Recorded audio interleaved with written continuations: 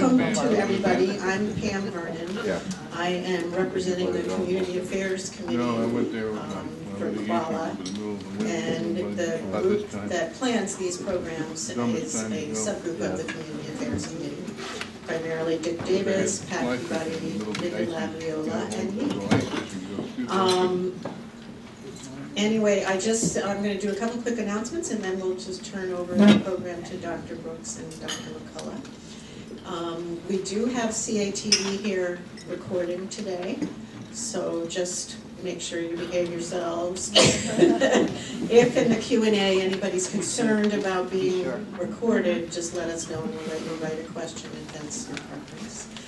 This is the last program for this year. We do plan to most likely have some programs, 3 or 4 programs next summer, and we will be getting together as a committee to figure out what we want to be doing to sort of serve the community in this area. For this program, we do not have an evaluation form. We decided that Dr. McCullough didn't need to be evaluated. He's done enough speaking, and we'll figure out how to get additional information from you guys, but the last one was really helpful. And I think that's it. So we're going to hand this over to Dr. Brooks. Thank you, Pam. Thank you all for attending. The title of our program is called Life Transitions. We dropped the aging part. Changing with age, but not aging, right?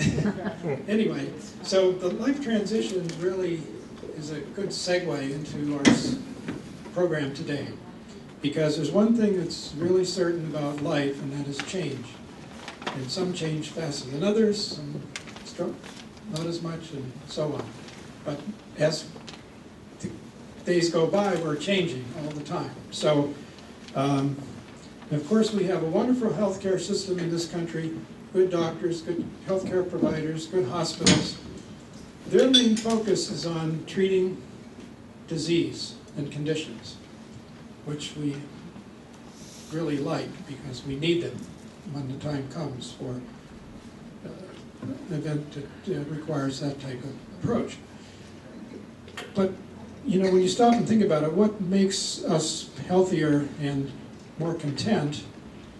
It's not taking medications, it's not having surgery, it's not going to a hospital and having intensive care. These things are necessary to prolong our life and hopefully make it better.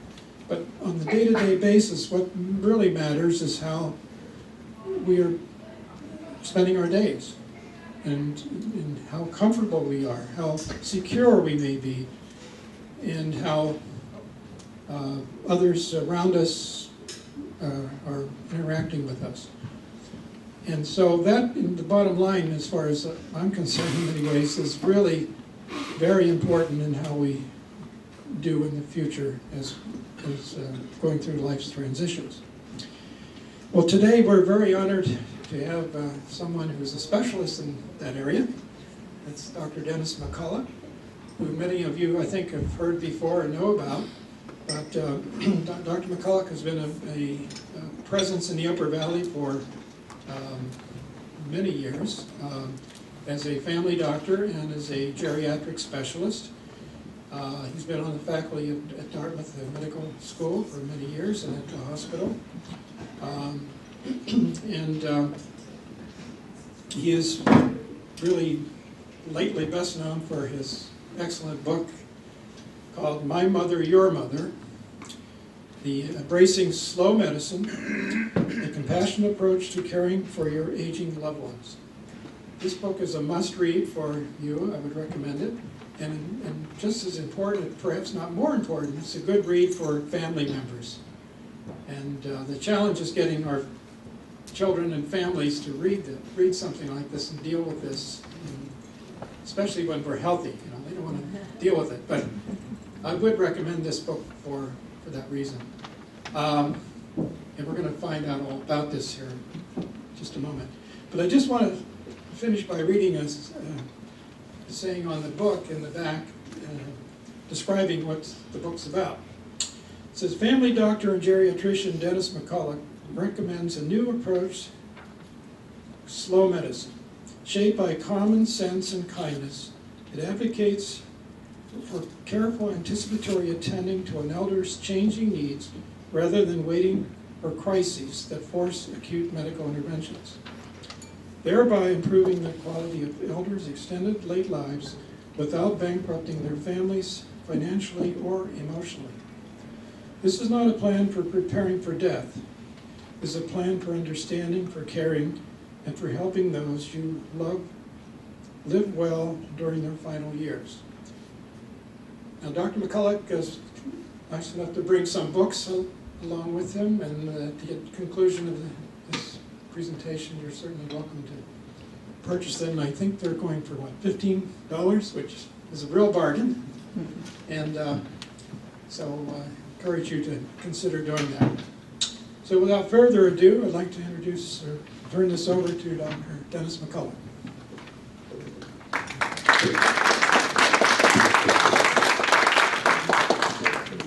Thank you, Dick. Can you hear me? All right?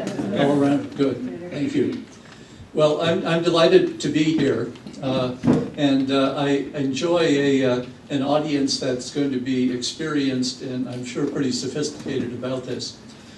Just looking around at faces and ages, and seeing that there are some younger people in the audience as well, because really I'm interested in not just elders in the technical sense. Initially, when people said, "Oh, who's an elder?" and I said, "Well, over 80 or prematurely over 80," but actually we're all on the pipeline, in the pipeline somewhere, and it's good to get acquainted with elderhood. I also was pleased to see that you all have done a lot of the heavy lifting part of the curriculum already here with your other session, Aging in Place, all you wanted to know, and the lesson there is probably that 80 to 90% of what is going to matter to you to stay in your home and community, it has to do with something other than acute medical care. Acute medical care is just a small piece of it. In fact, most studies show that social support and interactions are probably better indicators of sort of where you are in the journey of aging. Geriatricians, if they had to narrow it down to just two things, they would probably take you for a walk to see how well you walk, and they would try to get an honest sense of how many people you have talked to on an average day. Those are one is a functional indicator in terms of physical well-being, and the other is an indication of what kind of social dimensions there are in your life that are going to be important to you over time. So that's Aging Place. Senior Resources in the Upper Valley, that's a changing group of services. And right now, and we've been talking about it, we're working on a program for having community-based, town-based nursing. And I understand you're in the Otoquiche catchment area for the program that they have going at this point. This is particularly useful in that the VNA services are no longer so easily available to be covered by Medicare. To be eligible for VNA services is tougher and tougher. Now, 5 wishes, that's, I think, one of the gentlest ways of introducing the issue of advance directives and getting you to think about your life, and I've been a great fan of that for a long time. It doesn't, just because you put your 5 wishes down doesn't mean the work stops there, and this is where families in particular come in. And one of the sub-themes I'm going to talk about tonight is the importance of families. And there are 2 kinds of families I'm going to talk about. Vertical families, or biological families, if you will, and horizontal families, which is a new term that's arising. The term I use in my book, because I hadn't come upon horizontal family, is a circle of concern. That is, people who know you well enough to really help you to understand yourself in a way and your situation as you age and go through life. And then there's the Tim Caldwell estate planning. These guys have got it down well because they managed to get people to come in regularly and talk about the future, whereas doctors have a harder time doing that. Very few doctor visits are oriented toward the future. They're more oriented toward the present and acute problems or monitoring and managing medications for longer term care, chronic problems. So that's a lot of the heavy lifting. I'm going to start off by what's happening in the world is that people are living longer and longer and longer. And this is a relatively recent thing, like the past 25 or 30 years. There's been a real change in longevity. In 1950, there were only 500 centenarians in the US, and each of them probably got a letter from President Truman congratulating themselves at this point. In the year about, I think it was 2004, there were 50,000 centenarians, and you can be sure they didn't all get letters. But that number, 50,000, 5 years later was 68,000, and now it's heading up toward 100,000. So people are living longer. And there's a lot of study and surmise about why this is happening, but most people feel it isn't primarily medical care. There are certainly those acute instances where you have a crisis which is so terrible that you really are taken back from the threshold of death. But it's more felt that it has to do with the overall quality of life in the United States over the past 70 years, and the fact that in general people have lived a somewhat less stressed life as during this 70-year period. So there are different dimensions to it. Diet has been better, a whole bunch of things just have been a lot better. But for better or for worse, we now have a lot of people who are a lot older. And this is a new era. This is something that medicine hasn't really faced before. And the complexity of somebody who's 100 years old is very great.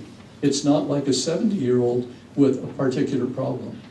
Let me just tell you a couple of the two most recent 100-year-old stories that have sort of passed by me in the last 2 weeks. One is a friend whose aunt was 100 and she fell and broke her hip. She was quite frail, but living alone, and she was a very strong-minded Pennsylvania person who had her advance directives all in place, and she was really the last of her friends and generations. So she decided that and she thought about this for a long time, she wasn't going to have anything done for the hip. And one of the options with hip surgery, and we practice this at Kendall, and it's done in other places, is that if you feel that someone is not likely to be well enough to go through and strong enough to go through rehabilitation to get back to walking, and that their life is more likely going to end up in a wheelchair for whatever reason. And one of the dimensions of the difficulty in rehabilitation is many people who have dementia fall. I mean, it's a stage of dementia in a way. And so rehabilitating when you have dementia, or trying to rehabilitate somebody who has dementia, is very, very difficult because they don't understand what you're trying to do. So in any event, the prognosis for a 100-year-old who falls is very poor. Very poor, and she realized that. So she talked to the surgeon, and the surgeon, orthopedic surgeon, came in, and she said, this is what I want to do, and she told her family. She had nephews and nieces who came. And then she said, I'm just going to stay in bed, and then I'll have a life, whatever life I have, and maybe I'll even stop eating and drinking, she was thinking at the time. And she started on that pathway, and about 3 days into it, she was having trouble because she was hungry and thirsty, and this is a common thing for people who set off on this course. And also she decided that it's really boring to be in bed and not able to move around. So she changed her mind, and this is one of the real key issues with aging. It's okay to change your mind. So she changed her mind, she had the surgery. She's still not likely to rehabilitate successfully, and the amount of pain she has in either course, either not having the surgery or having the surgery, probably isn't going to be much different. And she risked a lot by going to the operating room, because anyone who's 100 who goes to an operating room is likely to have a period of what we call delirium, or where your brain is so foggy that you really, she went through a period of it after the surgery, but she got out of it, and so the family knows that the prognosis is still that she probably only has months to live. But I think the important thing is that they were able to acknowledge and stay in a discussion with her about making an informed choice. And if there's anything that slow medicine is about, it's about wrestling with difficult issues and being able to go back and forth and up and down and get all the input over time and come up with a choice that you want to make at that moment. Oftentimes we're pushed to make a choice. Acute care systems, medical systems really want choices made quickly. So that's one story, and it's playing out. She's in a rehabilitation unit at this point. She's probably not going to walk again, but she feels that that's what she wanted to do. The other one is a sadder story, and this is a 103-year-old woman who had been a strong advocate for advance directives and had everything in place, but was frail enough to be in a nursing unit in a home in California. And at the time, she also fell. And they felt that even though she didn't break anything, she probably had a small stroke. And the new nurse who was on that night didn't know enough about the advance directives. And she ended up calling an ambulance, going to an emergency room, actually was intubated and put in an intensive care unit because of the stroke. It took several days to release her, get her released from the hospital when she went back home to where she had been living and passed away for a short time later. So, you know, these are very, very complex times, and sometimes the times that are complex start before you're 100 years old. So you should get prepared and maybe practice. People sometimes ask me, what is slow medicine? And I say it's a philosophy based on healthy skepticism that requires practice as early as you can start so that you get better at the process of making decisions as you're older. That is sort of in a nutshell. But tonight I'm going to take you through some slides here that talk a little bit about slow medicine and then the journey of aging. It's interesting that you talk about the transitions. So I'm going to talk about the journey of aging and the scheme that I put together as in a guidebook for families to help families and older people become oriented to the journey of aging. Let's see if I can do this properly here. So the slow metaphor started in Italy with Carlo Petrini, who was the guy who started the slow food movement. And basically it started in Rome when he rallied around and opposed the introduction of fast food in franchises into Rome because he wanted to maintain the Italian traditions of sort of eating good food, family prepared food at your kitchen table rather than out sort of on the street quickly. But it spread, and the Italians have done slow cities where they closed off parts of the cities. They have a big slow medicine movement now in Italy. I spoke at their 4th annual conference this past spring. So they're really into it. There's also slow travel, where you don't try to go everywhere on one trip, but just go one place and hang out long enough to get to know it. But slow has become synonymous in a way with, quality in the world. An Italian actually, deep in the recesses of Italian cardiology literature, wrote a little essay about slow medicine where he said, we're doing too many tests on people who have cardiac problems and are chronically ill, and we should spend more time listening to them and talking to them. And that's my book, which was mentioned. In the US, a couple of books have really moved the ball forward. One is God's Hotel by Victoria Sweet, a wonderful, wonderful read if you want to understand some of the forces that are having an effect on medicine right now. And Knocking on Heaven's Door, Katie Butler's book, which talks about her father who had advanced dementia and her mother, both of whom came to the end of their life. The father had a pacemaker, and she spent a whole year trying to find a cardiologist who would agree to turn it off when he was very, very disabled. This was down in Connecticut. She subsequently, and the basis for the book was an article about 4 years ago in the New York Times Magazine talking about this.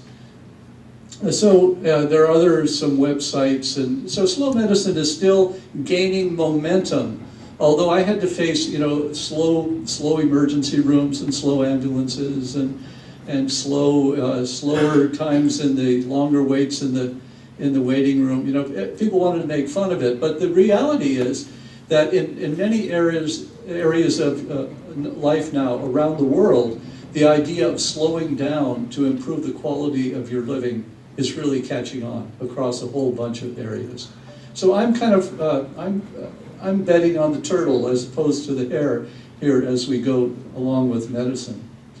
There are other reform movements that are starting in medicine now where the Choosing Wisely is a movement that started when the General Internal Medicine Society put together a list of 20 things that there wasn't evidence to support you're doing to patients.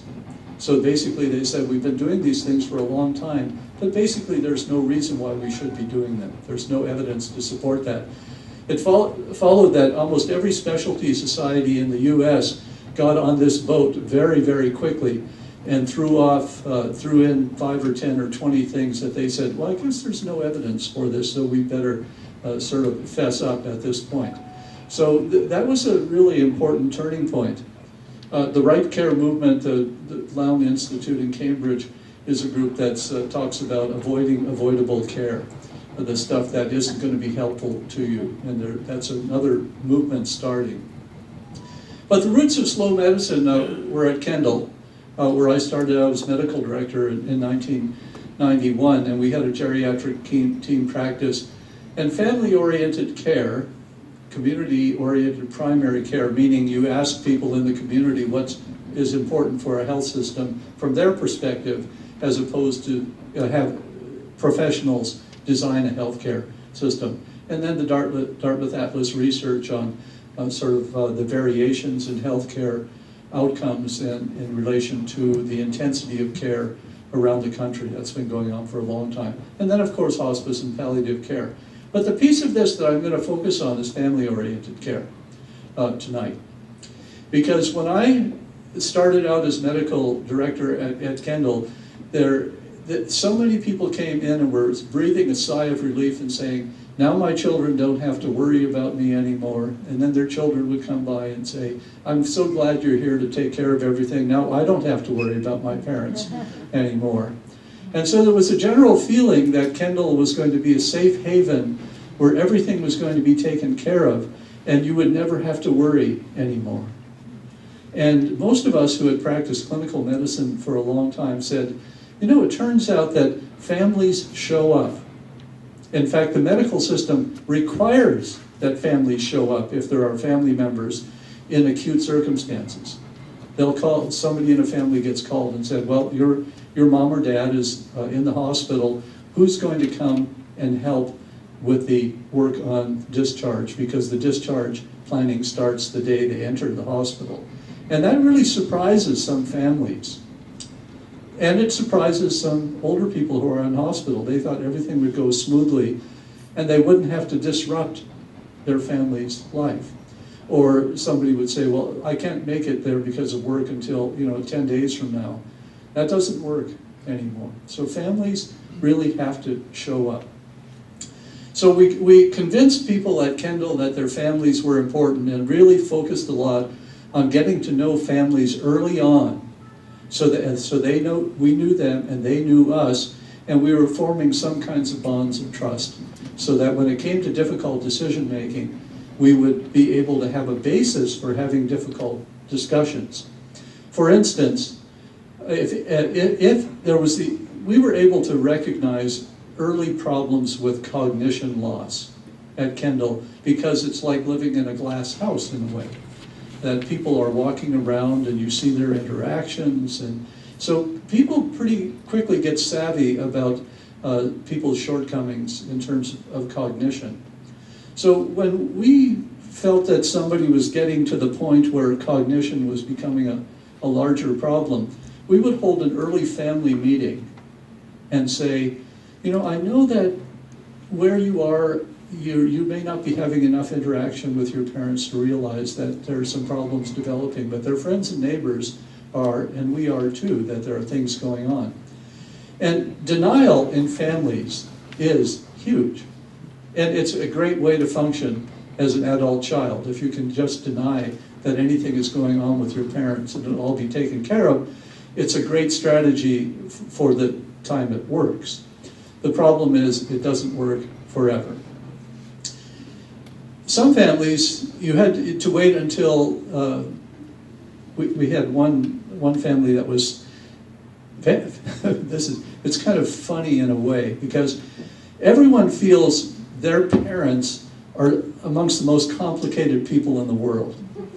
They're difficult in some ways, or they're unique, or they're idiosyncratic, etc. So when cognition loss slips in a little bit, families tend to say, "Oh, he's always been like that. You know, this is just getting to be more the way he or she has always been." And with one family, it took their mother driving down a sidewalk on the wrong side of the road up in Randolph before they realized that her judgment was not good. You know, but that's a recurring theme, and one of the reasons for engaging all of this early and practicing with your family is your family has to get better at this. Otherwise, it's going to get more complicated for you. So your kids aren't spontaneously going to be brilliant in helping you to make decisions when you're older unless you invite them in a little earlier on. So the roots of slow medicine really came out of Kendall. And what's driving it, I mentioned before, demographics. We just have so many more people now, and older people are more complex. There's tremendous fragmentation of care that has to do with specialization and the way we've organized medicine through kind of corporate structures. I'll touch a little bit on uncertainty, although, well, let me mention uncertainty. Uncertainty was that 100-year-old woman struggling with whether or not to have surgery. She really had to process that to be comfortable with the decision, and she couldn't make it quickly. And invariably, uncertainty comes, oftentimes in the middle of the night. You think you got everything settled, and then suddenly you're up in the middle of the night saying, maybe that doesn't make a lot of sense, what we're trying to do. And then, of course, the cost. But, this is all just, this goes to the heart of the matter. These are all the ists that you may encounter around acute care systems. We used to just have specialists and generalists, right? And then generalists actually have become office-ists. They're kind of confined to the office now, especially in larger systems. They're not allowed to follow you into the hospital or nursing homes or do a home visit or anything like that. And it's all based on efficiency, which is what's being squeezed as hard as possible to try to make the health system survive. Efficiencies. But now we have, let me start over here, long-term careists, we have some homists coming, hospitalists, skilled nursing-ists, palliative careists, transitionists. Those are the people who take care of you for the 6 weeks after you're discharged from the hospital until until you're on your feet again, and then they're lost to you. The Hitchcock not only has hospitalists, but it has nocturnalists, the night shift guys. Some people are more or less doing exclusively night shift work. And they also have an admissionist, so that the person who admits you then passes on, and you no longer have a relationship with that person to whom you told your story and who has the first understanding. You get passed on to the day shift, and then at night you're covered by the nocturnalist. And so you can see that as we've squeezed efficiencies and the culture of medicine has changed, it's become much more difficult to have continuity and somebody who really understands you over time. I'll skip that other. So here's stability. I constructed a journey of late life, and I wrote this book with the help of some of my patients at Kendall, because I wanted to take their experiences and write a book which reflected what they came to know as they aged. And so I wrote it for older people to begin with, and wanted to make sure that it suited them, and the language was okay. But when I went to get it published, I was told that older people don't buy books, and they only go to the library and take them out, or they share them with other people. So if you wanted to sell books, you really, and tonight will probably be a test of this, if you want to sell books, you really have to get people, oh, thank you, Anne, that endorsement. So some people actually buy 6 or 7 books for all their children, if you want to really know what the high end of the sales are. So I put this scheme together, but when I went to find a publisher, they said you have to rewrite it for adult children, because they're the people who will read the book or buy the book.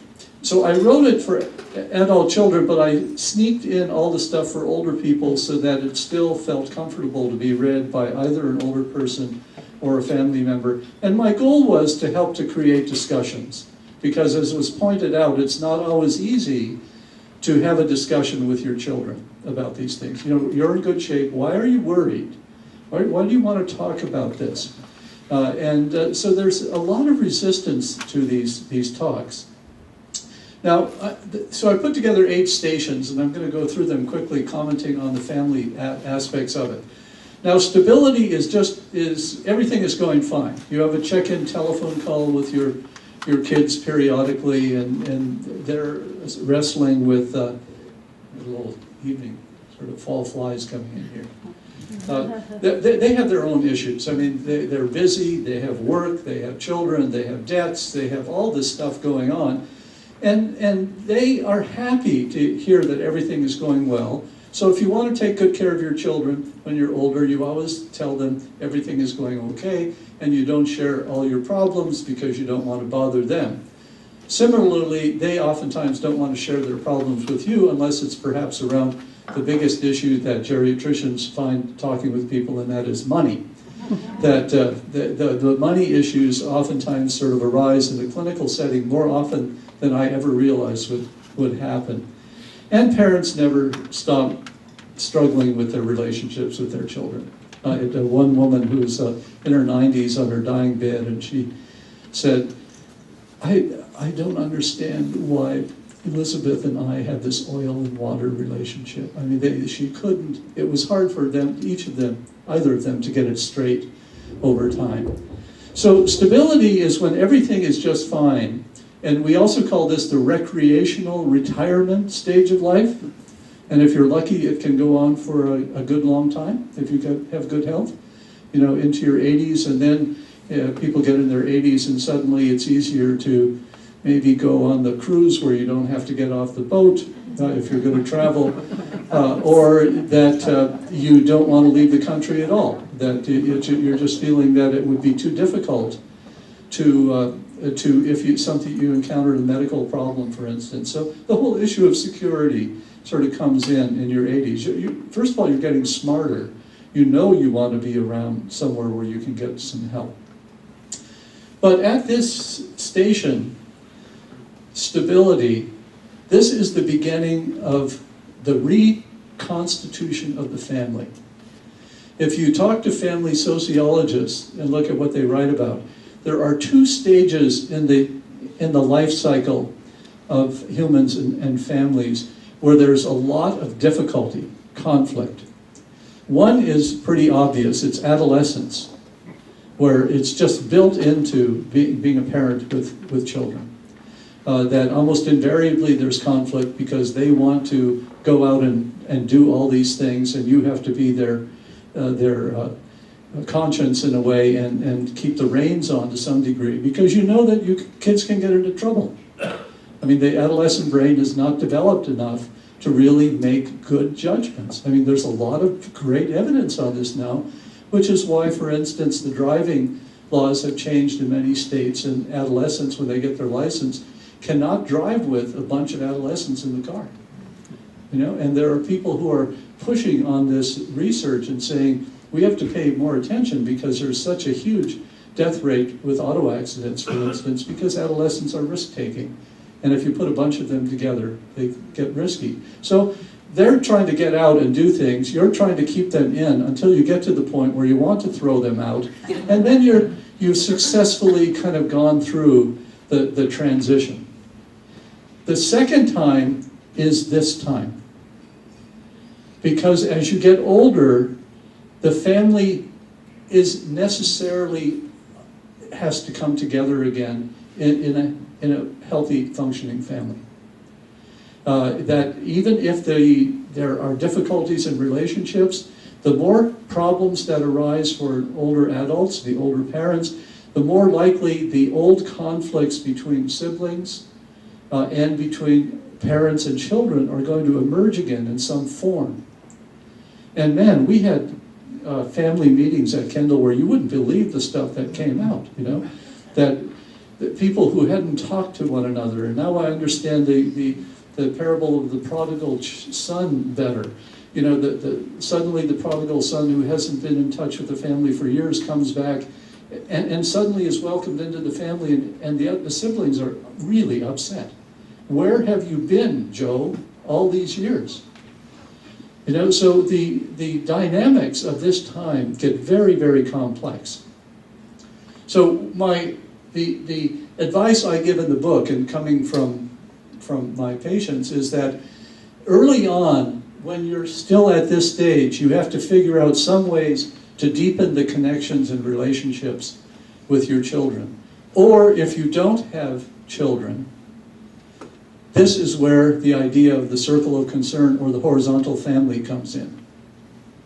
That is to say, you have to start thinking about who are your intimates, who understand you, who will stick with you and help you to understand what's going on if things are getting difficult for you. Because we all have blind spots.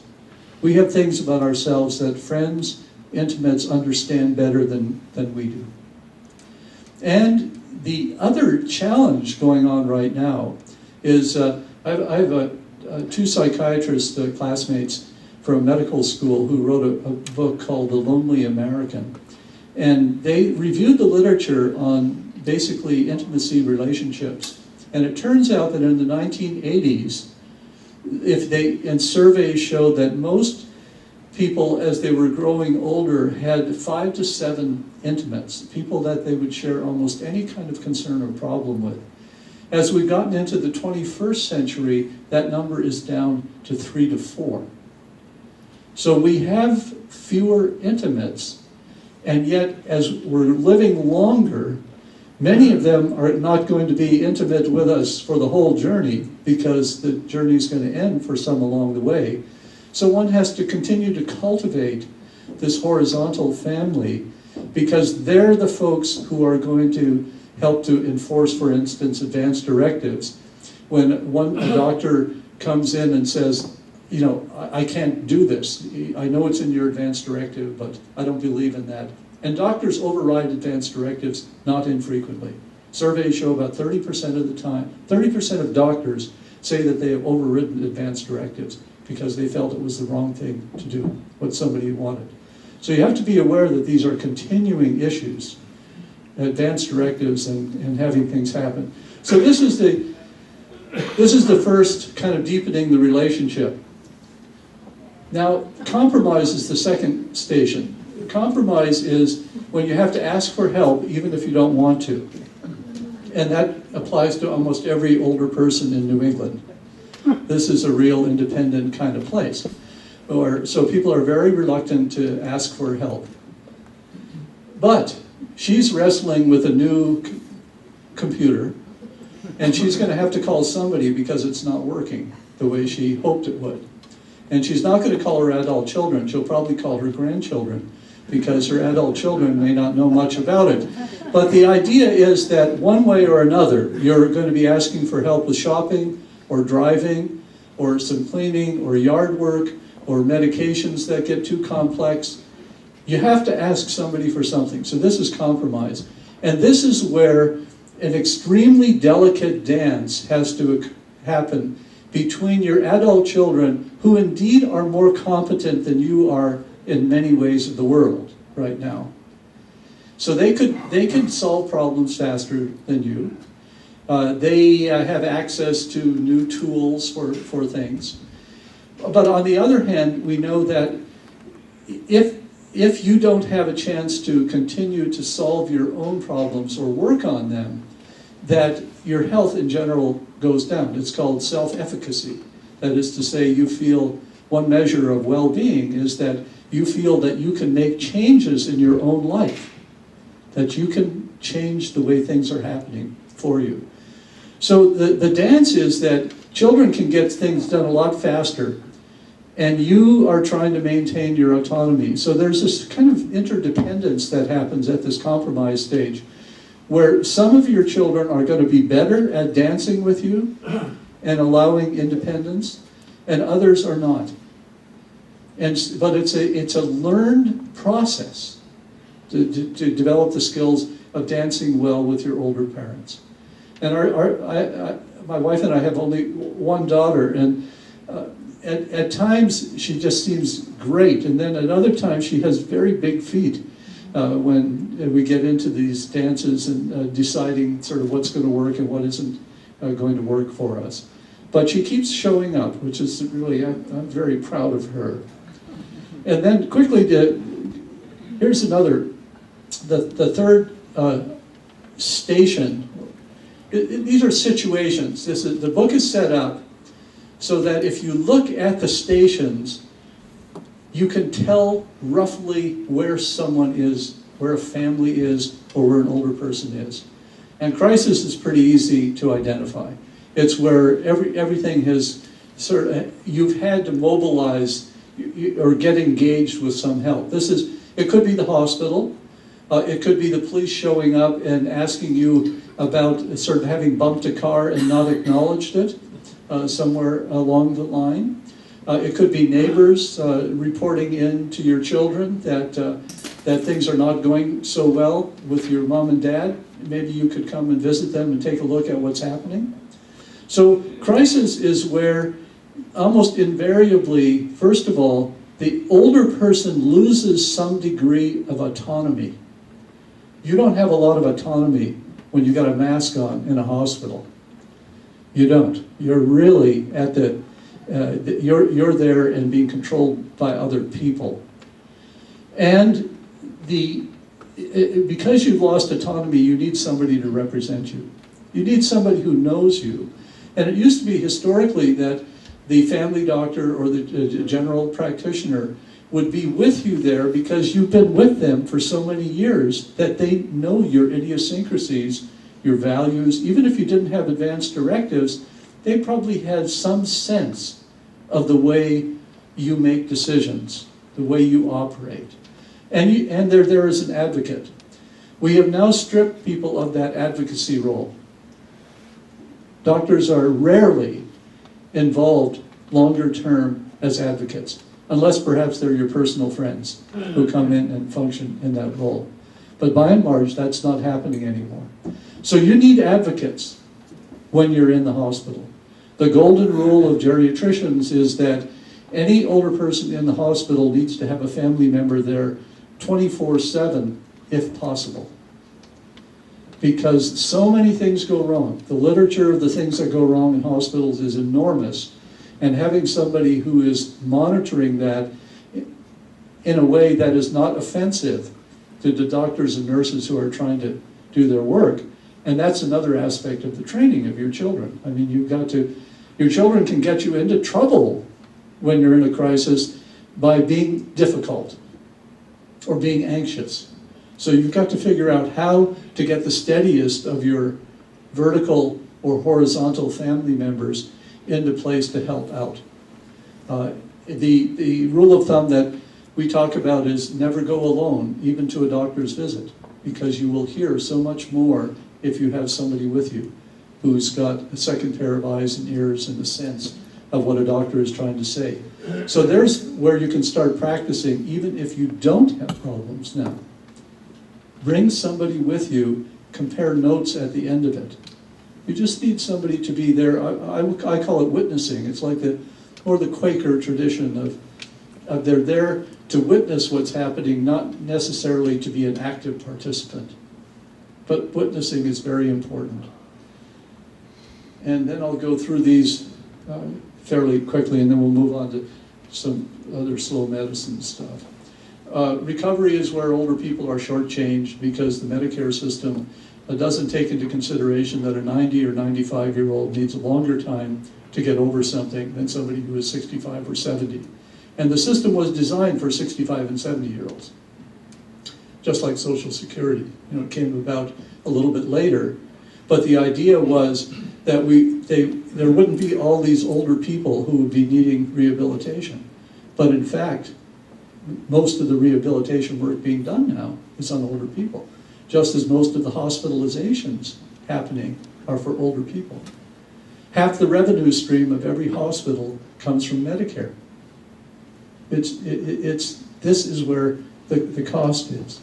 So you've got to figure out how to have a family that can work with a rehabilitation team and show up and explain you and advocate for you. And when your family shows up, you're going to be better treated by every health professional. If you have family visiting you in hospital, you're going to get better attention paid to you. And the same is true in rehabilitation.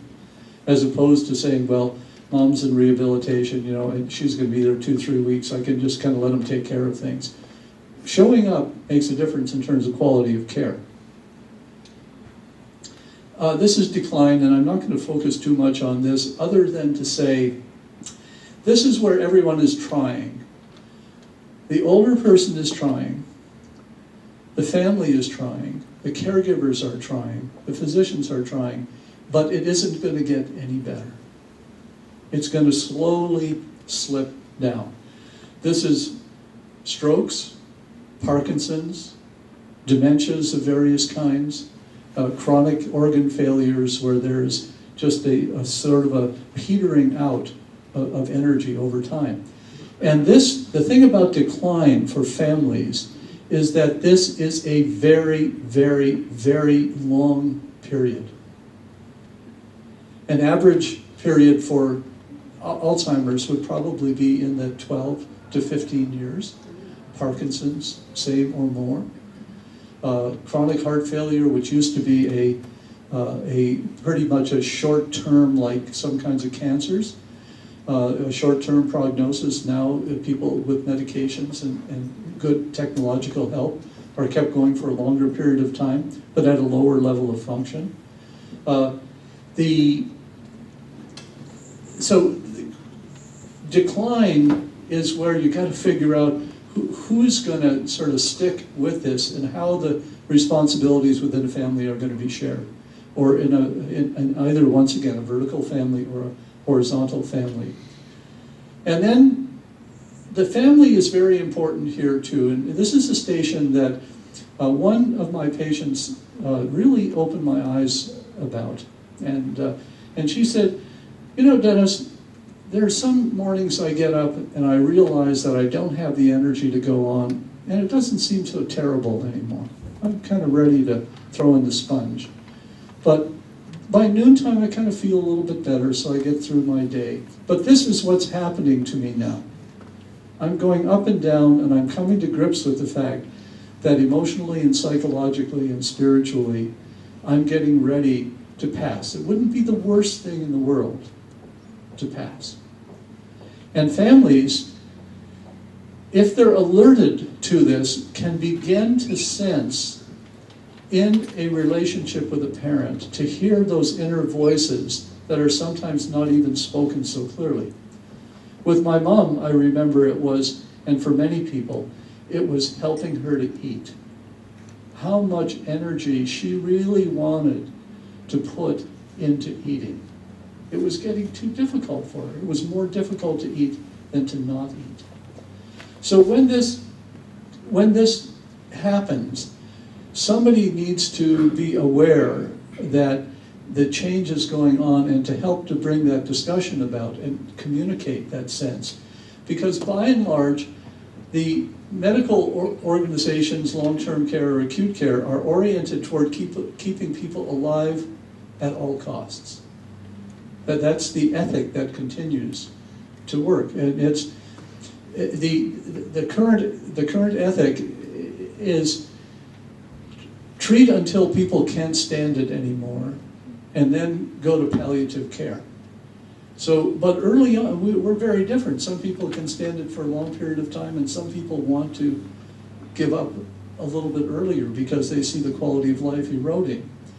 But another sort of story of a somewhat younger 70-year-old woman who was dying from a very difficult kind of cancer, and her sister came to be with her.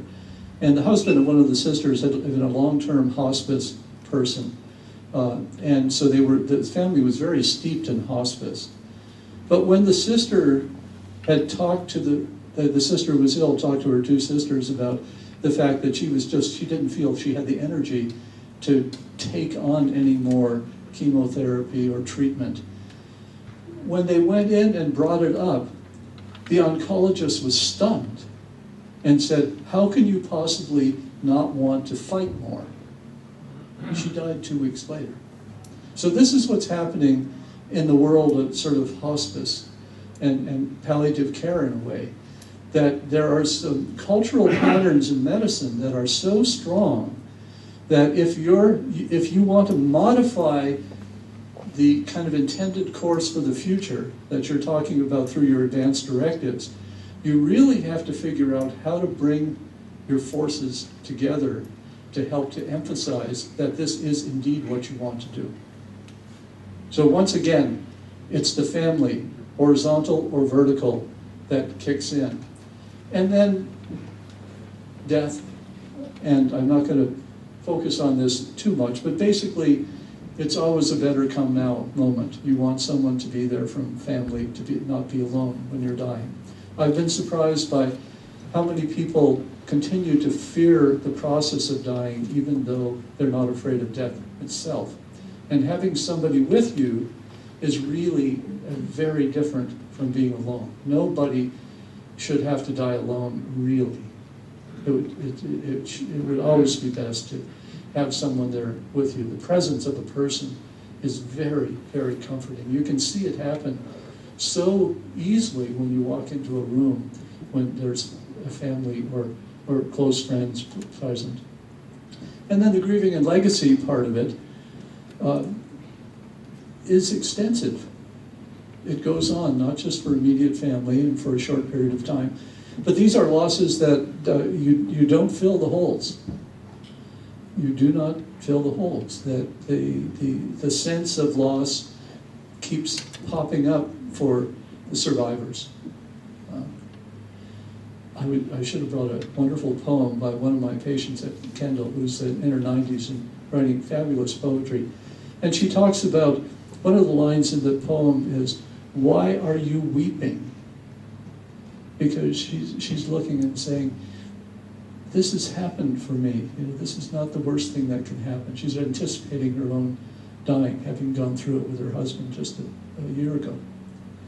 So, why are you weeping? But the weeping is so strong and powerful that it will always go on, but one needs sort of the comfort and support for that. So that's the journey. I mean, that, and some people have said, well, isn't it depressing and it's sort of grim? The reality is that people maintain very good quality of life within the realms that matter, and that is connections and relationships and context and what happens each day.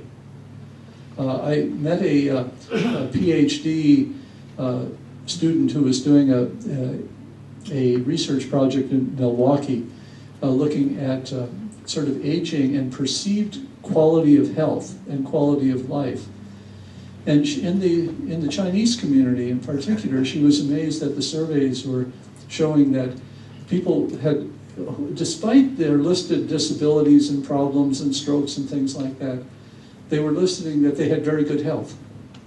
And when she went and explored that more in interviews, it turned out that their sense of health was invested in relationships. If their grandchildren and great-grandchildren and people they knew were a part of the continuing part of their life, their sense of health was good.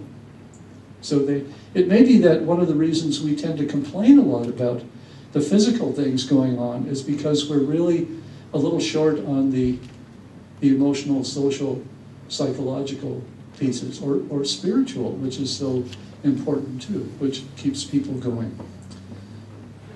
So just to come back to slow food and slow medicine, how am I doing for time? 5:30? Okay. The principles in slow food are, of course, family recipes and local ingredients that I mentioned, and simmering on the back burner, long, slow cooking, large table, long meals. The parallel principles that have to do with slow medicine are, you really have to understand the cultural context and the personal and patients' and families' values. This is more than patient-centered care, because if you only focus on patients in situations of aging, you're not really addressing the issue, because it's a family issue. It goes beyond, as you were quoting the bankrupting families. More families are probably bankrupted emotionally than they are financially. There's just so much to do sometimes, and so little support, that people get worn down and lose their health in the middle of these long, difficult situations. So, and the second one is pacing all elder care decisions. And this is where slow medicine really runs up nose to nose against acute care fast medicine. Because fast medicine, acute care medicine, has really focused on efficiency. They want to move things along as fast as possible, and that's the way they feel that the system is ultimately going to survive. That it's going to get faster and faster, and you're going to get less and less time, and things are going to get done better that way, and the whole system will go merrily along. So when I bring up the fact that all the gerontologic literature on aging and older people and how they make decisions points out that older people make excellent decisions, with the caveat being cognitive impairment, which can interfere. But if you don't have significant cognitive impairment, and even if you have some, usually you can make decisions, older people can make decisions that are consistent with the kinds of decisions and values they made along the way. But it takes them longer to make that decision. And the thinking is that, you know, when you're older and you start thinking about your situation, then you recall all these other situations, including how your parents died and what they went through, and your friends who had this problem, etc. So you're processing a lot more experiential information that is coming to bear on what you're going to choose to do. So it takes a longer period of time. And the way to practice this is to pace all decisions, not just the end-of-life decisions. So when your doctor, you rush into your doctor's office to have your medications checked, and you've had 2 cups of coffee that day, and there was an accident on the way, and your adrenaline is up, and the doctor says, gosh, you know, the blood pressure's really up today, maybe we should add another medication. And you're saying, hold it, you know, wait, let's look at the situation going on for one thing, and then let's kind of get a bigger view and a longer view of what decisions should be made. So that if there's a medication adjustment, for instance, around blood pressure, for $70 you can do home monitoring and have a computerized record of your blood pressures at home where it really matters, not your blood pressure in the doctor's office where you're going to be a little jittery in the best of circumstances. So that's just one example, but anything that's suggested to you, like maybe you'd like to try surgery, well, maybe you would and maybe you wouldn't, but you want to have some time to really let that percolate for a period of time. And the older you are, the more percolation it needs. You need to understand what could be the consequences of this going wrong, which is like the 100-year-old woman who broke her hip and was wondering what to do about the surgery. And then enlarging support, we've talked about that. This is the horizontal family circle of concern idea. And sustaining advocacy, that's the decline issue. How you get somebody to hang in there with you over time when things are getting difficult. So for elders and families, slow medicine, as I said, is a philosophy and set of practices, just like yoga or meditation or anything else. You get better at this by practicing doing it, practicing relating to your family in a different way, practicing being in the doctor's office in a different way. Those are the practices that matter. Wellness practices also matter, you know, what you eat and exercising and all of that. But this is a different kind of practice. This is a practice that has to do with developing what I call in the beginning a healthy sense of skepticism. Because we know from all the research going on at Dartmouth, for instance, that you can be in Minnesota and not have a whole bunch of things done to you and come out doing just as well as if you're in Florida, where I must say it's a little risky. And I've been around Florida a fair amount. So I can tell you that, you know, and doctors up here will tell you that, you know. What's happened to you down there? Get a plane, you know, get Southwest. Southwest to Manchester, that's your ambulance. And for doctors and health professionals, slow medicine represents an improved way of understanding and guiding elders and their families. Doctors and nurses and everybody in healthcare need to understand more about the aging individual in society. The individual and society.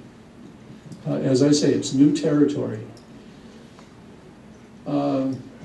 That's for medical systems. So you incorporate gerontology, the understanding of aging, not just geriatrics, which is the medical problems of coming along with aging. Slow clinical process, individual within the circle of concern. So basically what I've been advocating for, and I'm not alone in doing this. I mean, geriatricians and others all over the country are saying the same thing, that we have to figure out how to have a more sophisticated and better knowledge of aging and older people and the processes by which we take care of them. So I'm going to break here, Dick, and Dick is going to solicit questions from the audience. And thank you for being so attentive, first of all.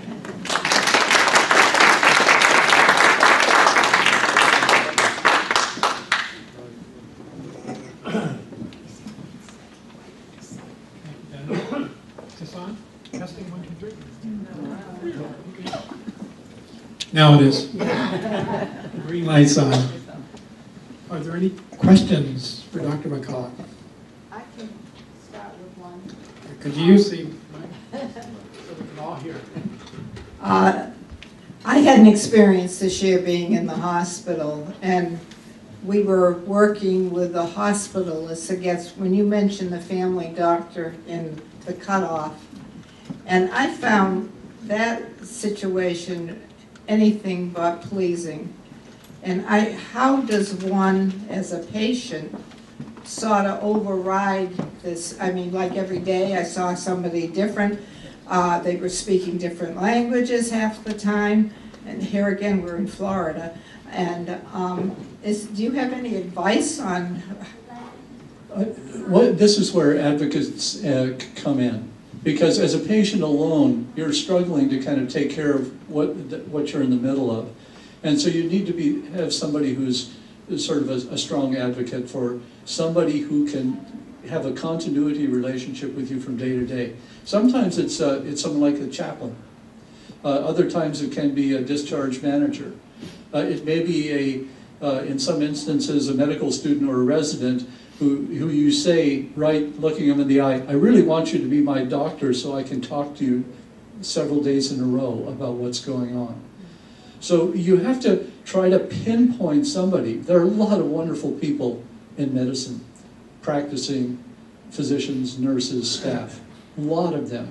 But they're really constrained by what's happened with the system, with this speeded up process and the hyper documentation of what's going on, which has only, the studies have showed that the electronic health record is not helping improve the quality of care, but it is increasing the revenue streams to hospitals and doctors. So I think that's the best thing to try to do to begin with. And then outside of that, I've actually had situations where families have told me that they've asked one, if they were seeing multiple, like, let's say, specialists, they spotted one who seemed to be more understood the mother better, the family felt. And so they actually got together and they said, we want you to be her doctor. Can we call you up when things happen and are going wrong? And actually he relented.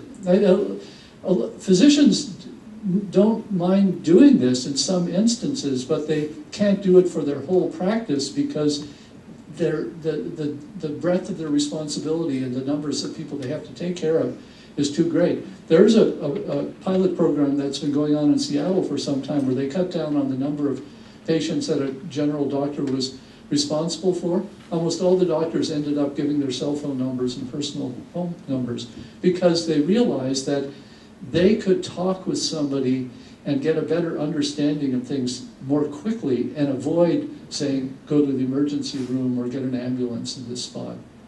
And it didn't, patients take good care of you if you take good care of them. So these doctors did not feel burdened by that. Okay. I know she had connections, my doctor, at the hospital, but she was out of, except when I was home, then I called her and got taken care of. But but you have to be assertive about it. But it's a great question. What we're trying to fill the gap with in part is part of our community nursing program that we're using, we're trying to develop in towns around here. Involves community nurses who know you from, let's say you're at home and not very strong and fragile, and then you have a problem. We've actually had enough introductory meetings at the Hitchcock so that they now can go in and visit somebody who's there. Now, it's not easy to do on a systematic basis, but this is a foothold, a foothold for continuity and better advocacy. Any other questions?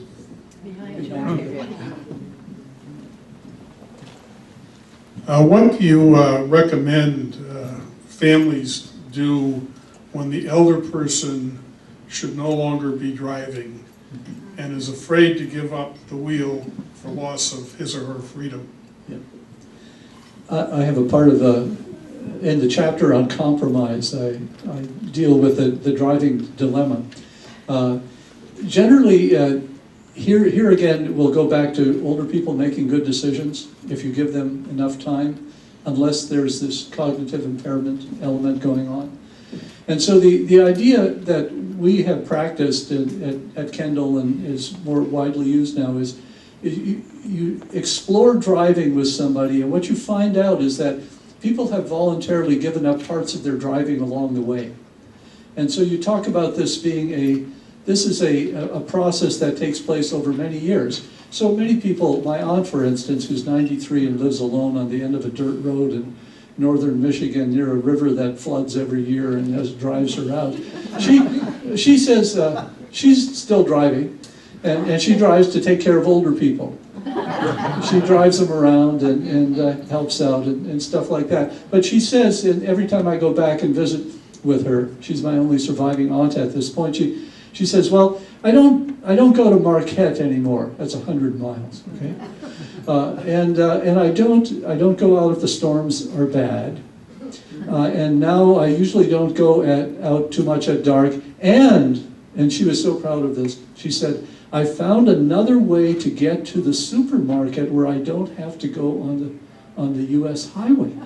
She worked her way down that road and then took a back road and cut over, and she found a way to do this. So the issue is almost always older people are giving up some aspects of their driving along the way. I mean, I don't drive long distances at night anymore, even 60 miles to Concord. So I can feel that happening for me because I can't see as well. You know, there's a little bit more glare and all this stuff going on.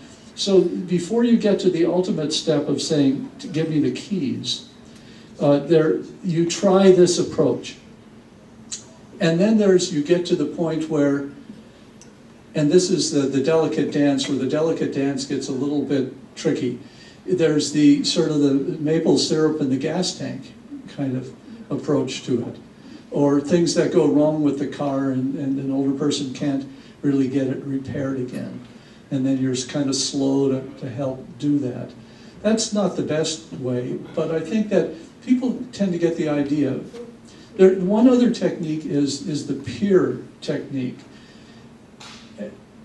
Arguing with your children, very few, those discussions don't go very far. But if you pull in a few of your, let's say your adult son or daughter, if you pull in a few of your parents' friends and say, can we just have a discussion about driving and what you guys think about it and how you're handling it? So it becomes part of a process of peers realizing that things are changing. So I think that opens things up more.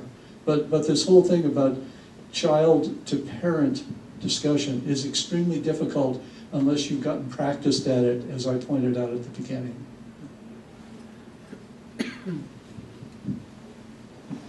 Hi, my name is Claire. What do you do if the family member has intermittent dementia, driving on the opposite side of the road, scaring other people or potentially killing somebody or killing themselves? Yeah. And that's intermittent dementia, never mind long-term, and I've seen that many times, and so it's like there's no waiting around. So what do you do? Police involved?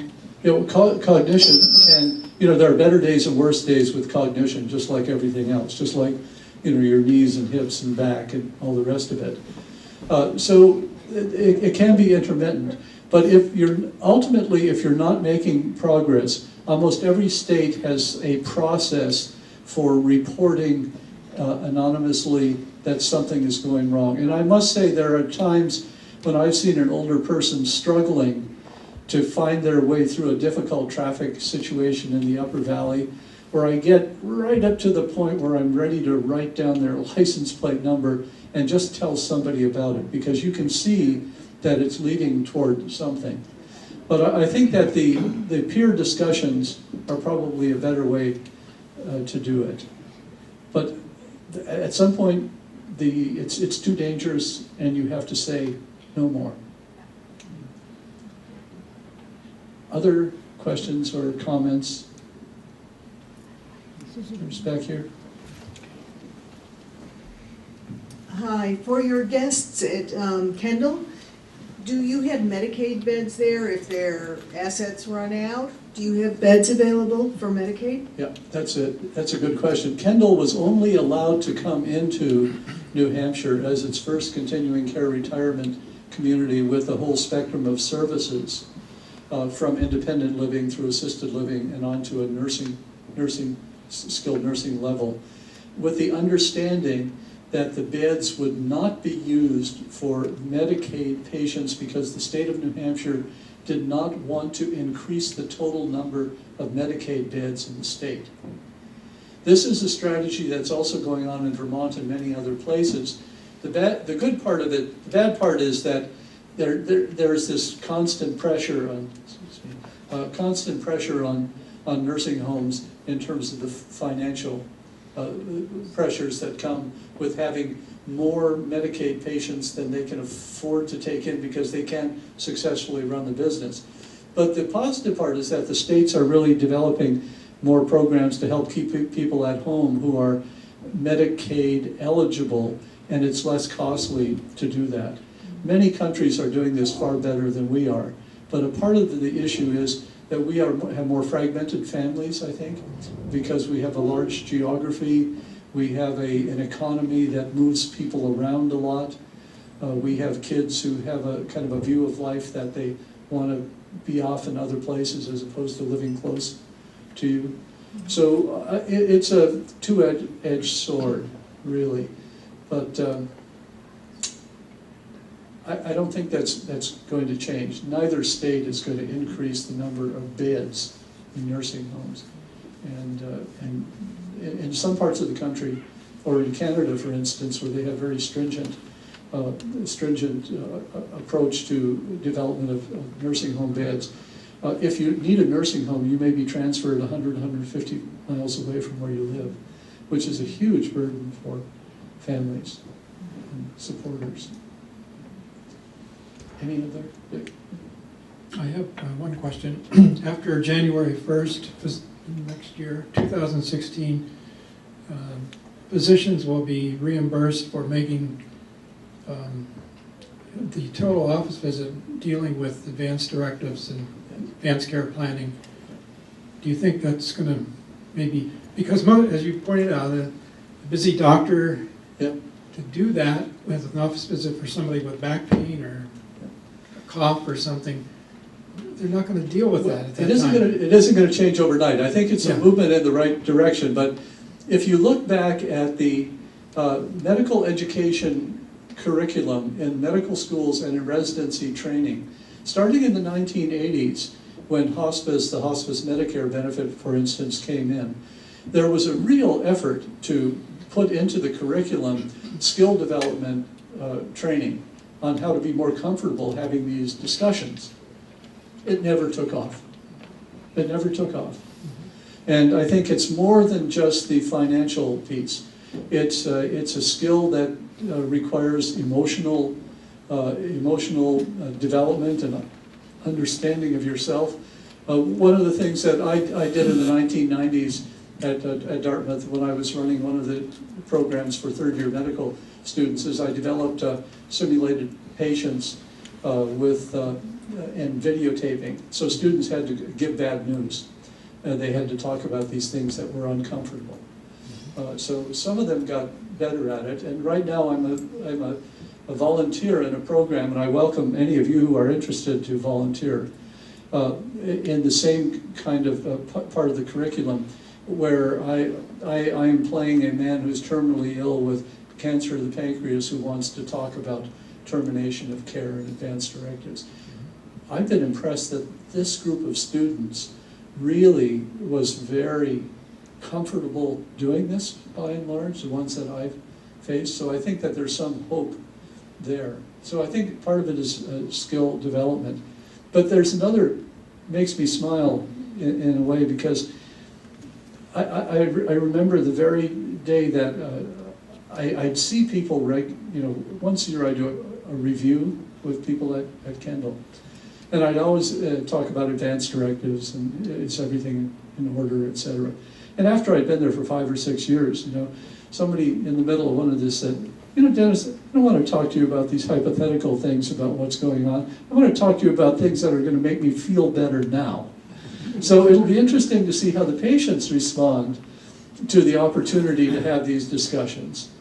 If you're feeling shortchanged already for time, maybe you don't want to talk about advanced directives. You'd rather talk about something else on your mind, like your children or your money or something, or whatever your issues might be. So it's not going to change quickly, but it's a great step in the right direction. Anybody else? Anyone else? Great. We want to thank you very much for spending the time with us. Thank you. Thank you.